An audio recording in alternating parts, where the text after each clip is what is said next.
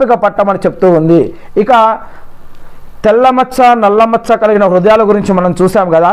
తర్వాత ప్రళయానికి ముందు అమానతు నిజాయితీ ఈ రెండు మనుషుల నుంచి నశిస్తాయి అని ప్రవక్త మొహమ్మద్ సల్లల్లాహు అలైహి వసల్లం గారు చెప్పారు.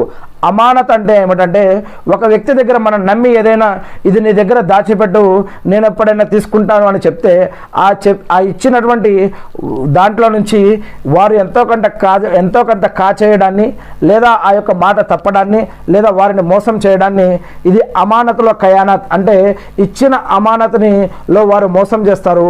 అందుకే అమానతులో వారు అన్యాయం చేస్తారు మరియు నిజాయితీ అనేది నశిస్తుంది. అదేవిధంగా మనం ఇచ్చిన మాట కొంతమందికి ఈ మాట ఎవరికి చెప్పొద్దంటాం లేదా కొంతమందికి నేను ఇది చేస్తాను అని వాగ్దానం చేసి ఆ యొక్క వాగ్దానాన్ని చేయరు లేదా పట్టించుకోరు. ఇలా అనేక రకాల విషయాలు ప్రళయానికి ముందు ఎక్కువగా జరుగుతూ ఉంటాయని మరియు ఇంతేకాకుండా వడ్డీ గురించి వ్యభిచారం గురించి దొంగతనాల గురించి మరియు అనేక రకాల బట్టలు వేసుకొని ఉన్నా కూడా నగ్నంగా కనిపిస్తారు కొంతమంది అటువంటి విషయాల గురించి ఇలాంటి అనేక విషయాలు హదీసుల్లో చెప్పబడ్డాయి.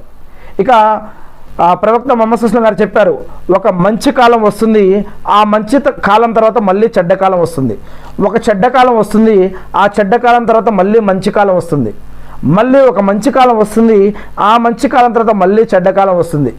అప్పుడు మరి మంచి కాలం తర్వాత చెడ్డ కాలం అంటే అసంతృప్తి అశ్రద్ధ ఎక్కువగా ఉంటాయి ఆ యొక్క మొదటి మంచి నుంచి చెడుకు వచ్చే కాలాల్లో.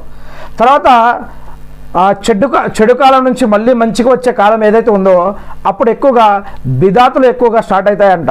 అంటే ఇస్లాం గురించి చెప్తూనే ఇస్లాంలో ఉంటూనే నమాజులు చదువుతూ ఖురాన్లో చదువుతూ ఉంటూనే బిదాత్ కార్యక్రమాలు ఎక్కువగా చేస్తారు. ఇస్లాంలో లేని విషయాలని తీసుకురావటం ఉన్న విషయాలని తీసివేయటం ఉన్నది లేనట్లుగా లేనిది ఉన్నట్లుగా కలగాపులుగా చేస్తూ మరి ఇలాంటి బిదాత్ కార్యక్రమాలు ఎక్కువగా ఆ కాలంలో జరుగుతాయని ప్రవక్త మొహమ్మద్ సల్లల్లాహు అలైహి వసల్లం గారు చెప్పారు. తర్వాత ఇంకో కాలం వస్తుంది అదేమిటంటే మంచి కాలం తర్వాత మళ్ళీ చెడ్డ కాలం.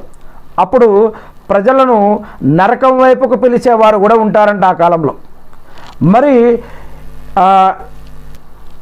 ఇలాంటప్పుడు ఏ జమాత్ని ఫాలో అవ్వాలి ఎవరిని అనుసరించాలి మనం అల్లాహ్ని ఎలా ఆరాధించాలి మరి ఏ ఇమాముని ఫాలో కావాలి ఎవరిని నమ్ముకోవాలి ఈ యొక్క విషయాలన్నీ కూడా మరి సహీ బుఖారీ సహీ ముస్లిం హదీస్ గ్రంథాల ఆధారంగా మిస్కాతుల్ మసాబీలో 5382వ హదీస్లో మరి ఇటువంటి కాలం వచ్చినప్పుడు ఎలా ఉండాలి అనే విషయాన్ని ఆ యొక్క హదీస్లో చెప్పడం జరుగుతుంది. మరి అంతేకాకుండా ఒక సమయం వస్తుంది ఆ సమయంలో ఒక వ్యక్తి ఉదయం విశ్వాసిగా నిద్ర